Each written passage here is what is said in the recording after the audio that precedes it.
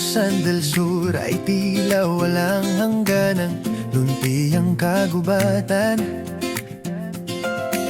Matatayong na puno at sariwang hangin ng biyayang kalikasan. Unang manok, lutuing bayan at prutas mula sa bukirin.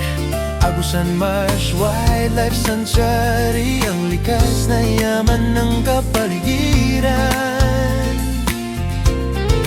Bayugan City, Prosperidad at Rosario, ang mga bayang payapa.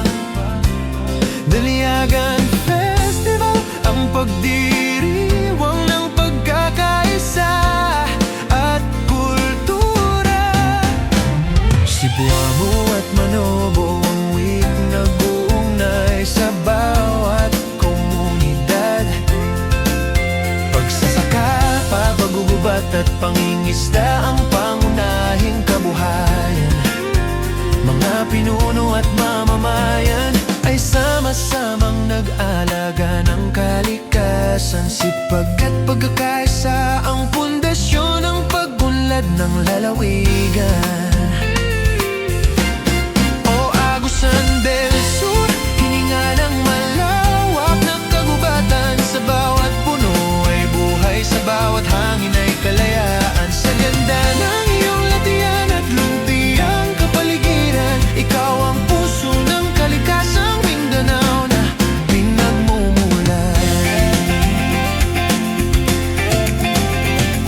Mula sa malawak na kagubatan hanggang sa latian at ilog, ang kalikasan ay inaalagaan para sa susunod na henerasyon. Lapas at Trento ay kilala sa yaman ng kapaligiran.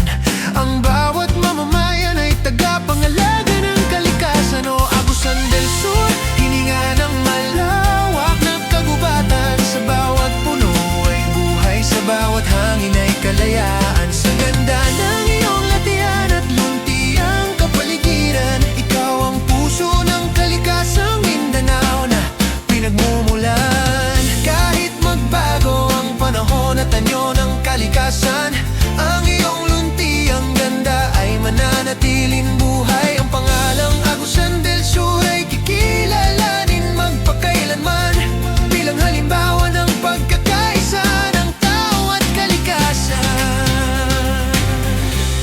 Sa lupang pinaliligiran ng kagubatan at ilog, ang pangalan mo'y mananatili sa aming alaala. Agusan del Sur, sa puso naming magpakailanman, ikaw ang hininga ng kalikasang patuloy